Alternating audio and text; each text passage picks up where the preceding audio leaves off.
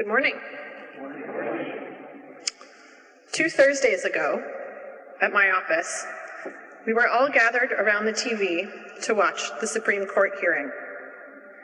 It was a divisive and draining day, and perhaps the only thing that the right and left agreed on by the end of it was how disturbing a spectacle we had just witnessed. We had choir rehearsal at Trinity that night. To open each of our rehearsals, Colin or Richard leads us in a devotion.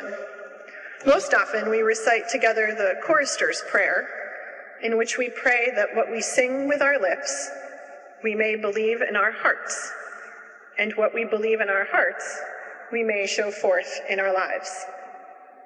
Every now and then, though, they will offer something different.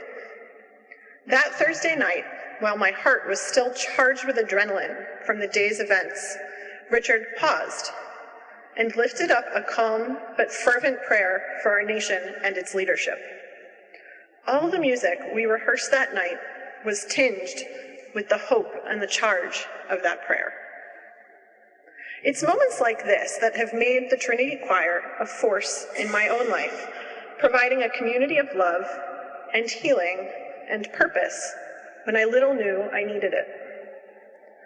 But over the last few years, what I've also come to realize is how this approach to music making as devotion turns us, the choir, into ministers ourselves, as we aim in turn to bring the beauty of God into the world. I think about that in particular on weekends like Candlelight Carols.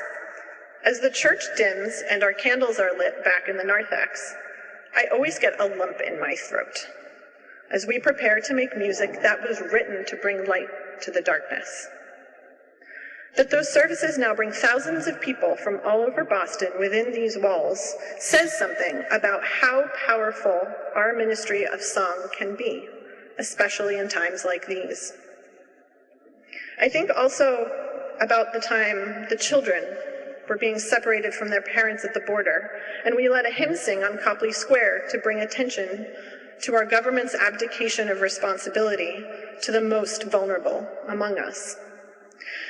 And I thought about it last March, when we took Bach to the subways and sang some of the coolest music ever written to the harried shoppers and commuters at South Station.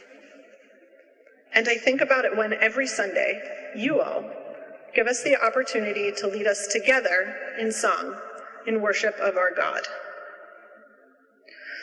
With our world as divided and hateful as it is today, I find it critical that Trinity values ministry through beauty, that it quietly, and sometimes not so quietly, presents to the world an energetic, positive Christian alternative to the fear and anger that are so prominent in our news feeds. I give to Trinity to support this and other ministries that we may, exactly thus, take what we believe in our hearts and show it forth in our lives, as the chorister's prayer would have it. Music may be the way you found your way here.